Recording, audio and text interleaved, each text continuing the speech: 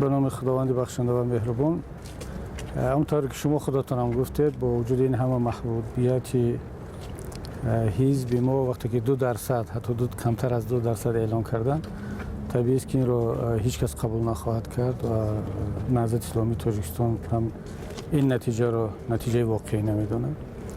ما حالا تصمیم گرفتیم که جلسه خواهیم داشت، هم جلسه شورای سیاسی و هم مسئولین نهضت که از منطقه جمع آمدن و بهای نهایی خود رو بعد از گرفتن نظر همه مسئولین حزب نهضت در سطح شورا خواهیم گرفت. طبیعی است که ما از این نتیجه راضی نیستیم و این رو غیر واقعی میدونیم. فکر میکنید چرا چنین شد؟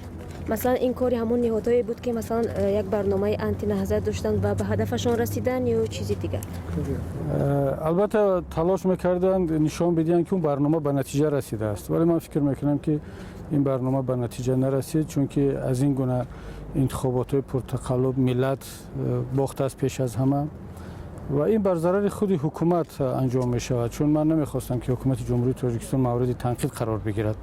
طبیعی است وقتی که انتخابات پر از تقلب میگذرد، پیش از همه انتقادهای داخلی و خارجی به عنوان حکومت فرستاده می شود که ما طرفدار آن بودیم و هستیم، میمونیم که همیشه حکومت جمهوری تاجیکستان، ملت تاجیکستان، کشورمان مورد ستایش قرار بگیرد و همچنین کشور رو به دموکراسی بهاگذاری کرده شود. ولی این گونه برنامه ها و انتخابات ها طبیعی است که تاثیر منفی خواهند رساند. ما تاسف میخوریم از چنین نتیجه گیری. واقعا میدونستیم که فشارها هست، دشوار خواهد بود، ولی تا این حدش رو هیچ کس پیش بینی نمیکرد. من فکر میکنم چرا این بار مثلا دو حزبی که عمده بودند، کمونیست و حزب نهضت اسلامی تاجیکستان، صاحب یگان کرسی نشد؟ شاید ما در پارلمان‌های گذشته فعالتر بودیم و گاهی نقطه نظرهای انتقادی هم میگفتیم و طبیعی است که شاید این به تبع حزب‌های دیگر نفورید و چون تصمیم گرفته شد. پس تقدیر مثلا حزب نهضت اسلامی تاجیکستان چی خواهد بود؟ مثلا تقدیر هر یک حزب رو پیش از همه ملت و بعدا قانون حل میکند. در اساس خواسته ملت و در اساس قانون‌های کشور ما فعالیت خود را ادامه خواهیم داد و ما در نزد خود یک واقعیت را آشکار کردیم که واقعا حزب نهضت اسلامی تاجیکستان یک حزب مردمی هست و حزب مردمی خواهد ماند.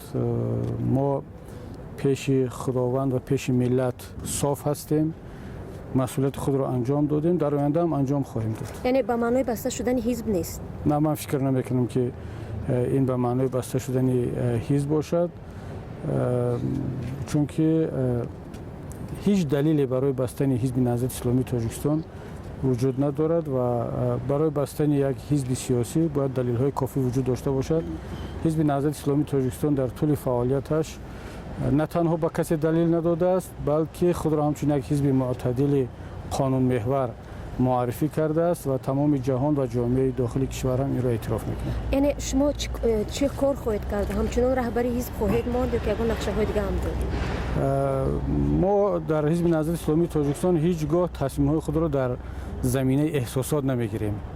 همیشه بعد از بررسی، بعد از تحلیل همه طرفه تصمیم خواهیم گرفت و هر چی که به منفعت ملت و کشور هست، به منفعت حزب هست، همون تصمیم رو حتما خواهیم گرفت. حالا چیزی گفته نمیتونم. خب بعضی صحبت هم از قبل بود که گویا با شما یک معاملات هم شده است که وظیفه داده می شود. آیا چون گفتگوزارو هم بود یا نه؟ هیچ معامله و هیچ صحبتی با ما نبوده است و اگر که معامله و صحبتی می بود نتیجه گیری کردن. یعنی هیچ وعده وظیفه هم نگرفتید شما؟ یگان خیلی مشورت و مصلحت با ما نیست. سلامت باشید.